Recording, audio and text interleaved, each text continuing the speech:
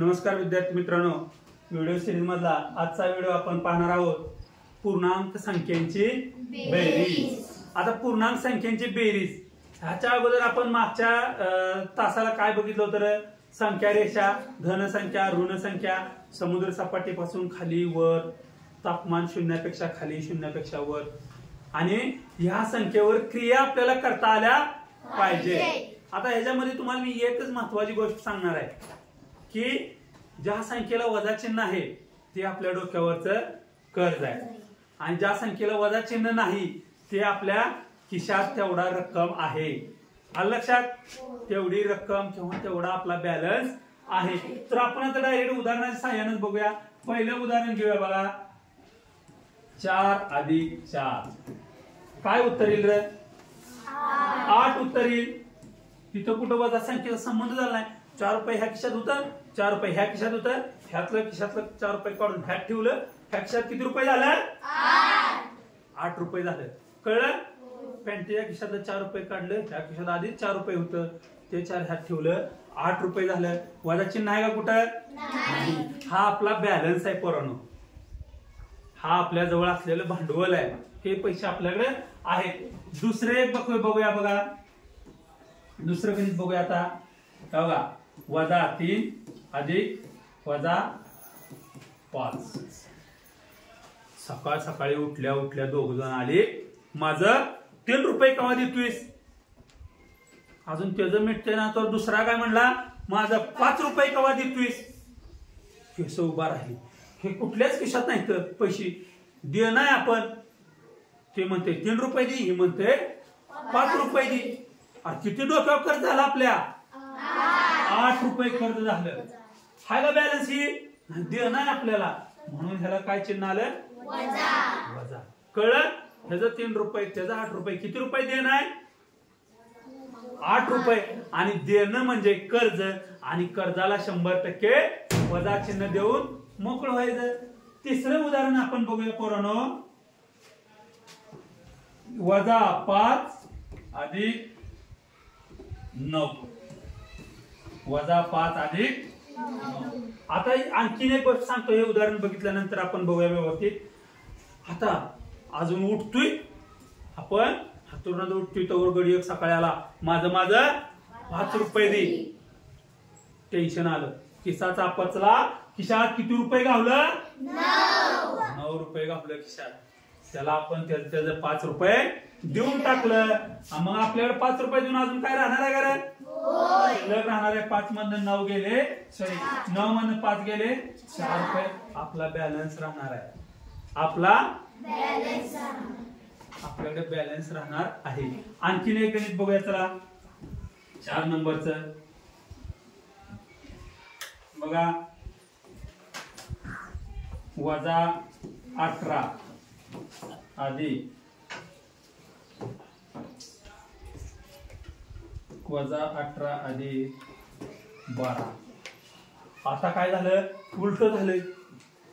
सकाळ सकाळी माणूस आला, माझं 18 रुपये दे। आता टेन्शन आलं, माझ्याकडे तर किती रुपये आहेत? 12। बाबा माझ्याकडे 12 रुपये आहेत। ही तुझं, आता तू 12 रुपये घेऊन जा, आणि तो काय सांगणार जाताना, अजून माझं तुझ्याकडं 6 रुपये राहिलेलं आहे। अजून देणं आपल्या डोक्यावर आहे, 6 रुपये कर्जच आहे, म्हणून त्याला वजा चिन्ह लागलं। आलं लक्षात? कर्ज जास्त असलं आणि बॅलन्स कमी असला तर त्याला वजा चिन्ह द्यायचं, आपल्याकडे बॅलन्स जास्त असला आणि कर्ज कमी असलं तर अधिक चिन्ह द्यायचं। आता ह्याचा तुम्ही विचार डोक्यातनं काढून टाका।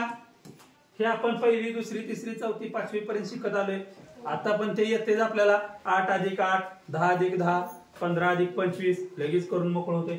फक्त दोघाला वजा चिन्ह आलं, सगळं कर्ज आहे, अजून कर्ज वाढले आपल्या डोक्यावर, म्हणून वजा 2 ऋण संख्यांची बेरीज, ऋण त्याची बेरीज करायची, त्याला वजा चिन्ह देऊन मोकळं व्हायचं। कळतंय? आता इथं खरी गेम आहे, ही लक्षात ठेवण्यासारखी। आता तुम्हाला जर कर्ज आणि बॅलन्स मधलं कळला, बॅलन्स जास्त असलं तर अधिक चिन्ह द्यायचं, कर्ज जास्त असलं तर वजा चिन्ह द्यायचं। आता हे समजून कसं घेऊया आपण? ह्या 2 संख्यांचा विचार करा, 2 संख्यांचा विचार करा। कुठली संख्या मोठी आहे रे?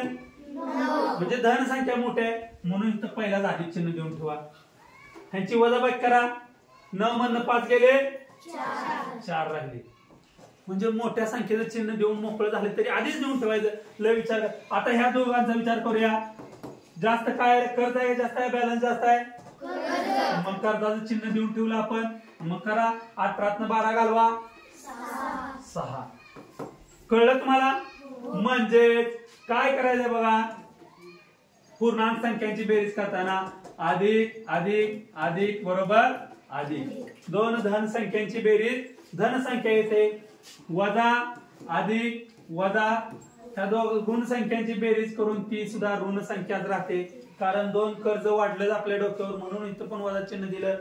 तिसरं बघूया बघा अधिक अधिक वजा आणि चौथं बघूया वजा अधिक अधिक बरोबर.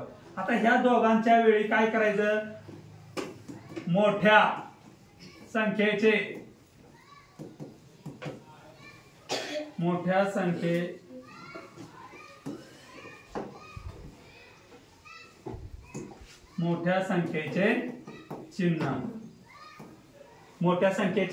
चिन्ह का तर इथं बघा 18 मोठं होतं वजा चिन्ह दिलं आणि इथं 9 मोठं होतं अधिक चिन्ह दिलं. कारण 9 काय आहे धन होतं आणि 18 काय आहे ऋण आहे.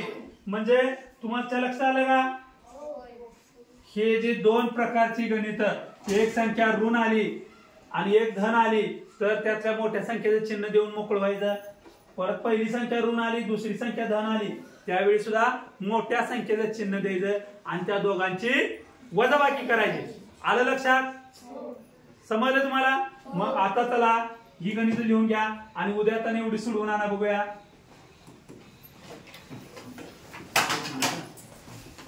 पहिल्या गणितल्या दुसरं वजा 7 अधिक वजा 5. तिसरं 19 अधिक वजा 24. चौथं गणित आहे बघा वजा 45 अधिक 45 आणि 5 नंबरचं गणित आहे वजा 7 अधिक वजा 9. उद्याचा ही 5 गणित सोडवून आणा. आणि तुम्हाला जर काही समजलं नसेल तर मला तुम्ही शंका 100% विचारू शकताय. काही अवघड नाही. कर्ज बॅलन्स लक्षात ठेवा किंवा मोठ्या संख्येचं चिन्ह लक्षात ठेवा आणि वजाबाकी करायचे. फक्त दोन्हीला वजा चिन्ह आलं ना त्या वजांची बेरीज करून वजाच चिन्ह देत आहे कारण ते दोघांचं पण आपण कर्ज देणं लागत असतोय. आलं लक्षात? ओके धन्यवाद.